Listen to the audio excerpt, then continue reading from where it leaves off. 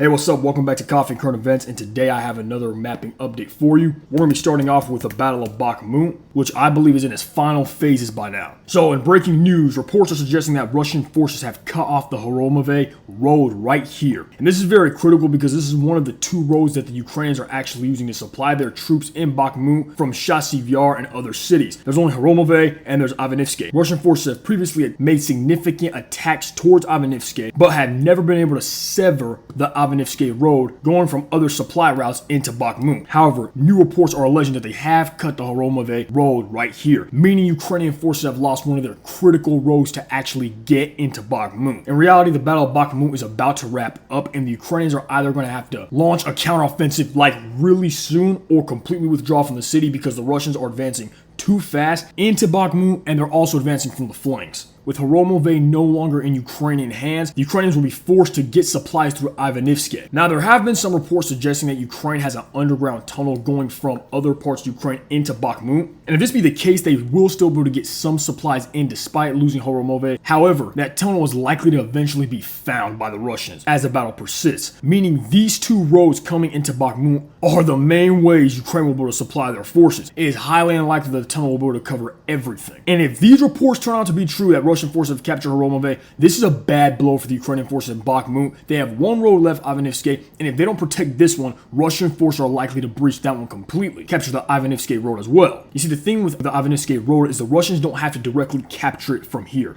They don't have to just launch a frontal assault from here.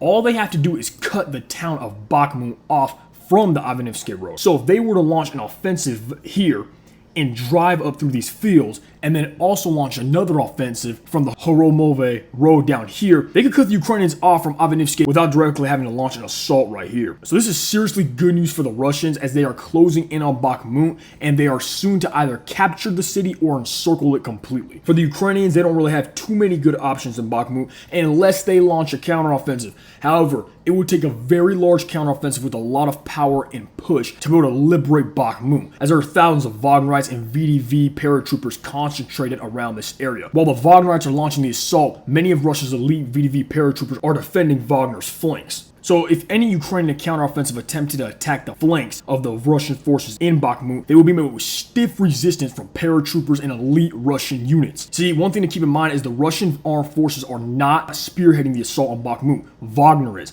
meaning these Wagner/felons are the ones leading this assault for the most part, while the Russian forces sit back in defensive positions, meaning Russia is most likely not attriting their combat units of the Russian armed forces. And yet, in using Wagner to spearhead this assault, Russia is able to avoid losing some of their own armed forces casualties, using the Wagnerites as proverbial cannon fodder, and at the same time seriously attrit Ukraine's actual armed forces. Keep in mind, many Ukrainian elite units are in Bakhmut trying to stop the encirclement. Many Ukrainian army units that were supposed to be in reserve for the spring offensive were sent to Bakhmut to prevent Bakhmut from falling. However, many of these units are inevitably going to take heavy losses in this meat grinder. And so while Ukraine is attriting their elite forces, some of their best troops, Russia is not attriting any of their own. So let's say Russia launches a midnight raid in Bakhmut. The midnight raid consists of 100 Wagnerites, and they attack a group of 100 Ukrainian soldiers. Imagine the casualty ratio is 2 to 1 for the attacker. So in other words, Wagner loses 2 guys for every 1 Ukrainian. In this hypothetical midnight raid, Wagner loses 80 guys killed, Ukraine loses 40. Russia was still able to kill 40 Ukrainian soldiers, likely some of their best, while losing 80 men from Wagner. Many of the Wagnerites are prisoners from Russia, and these are not high-value troops, so the actual armed forces of Russia can sit back in defensive positions,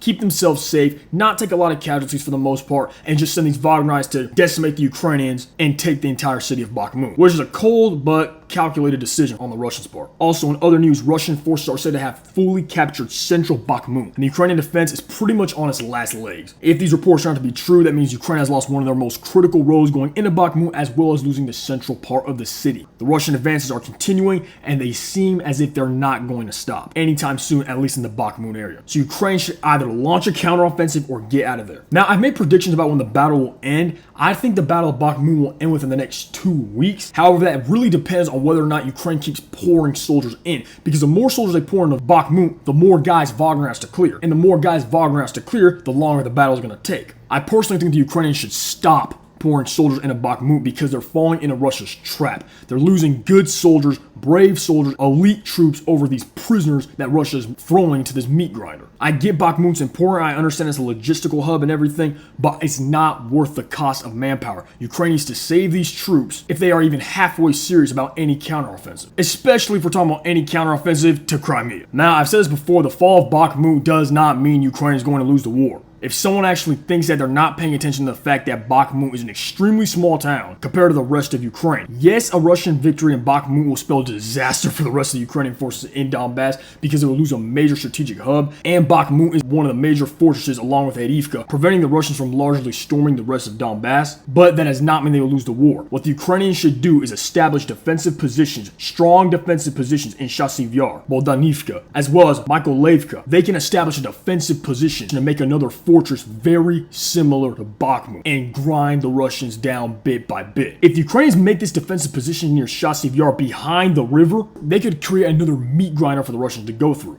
That is their best bet. Well, that's all I have for you today. Be sure to subscribe to Coffee and Current Events so that way you're not missing out on any updates we have coming at you about the Ukraine war. We have Ukraine war map updates coming out almost every single day. You don't want to miss out on this, so subscribe to Coffee and Current Events, and hey, share this video with a friend, that way they can get the news you're getting right now as well. God bless you, and I'll see you later.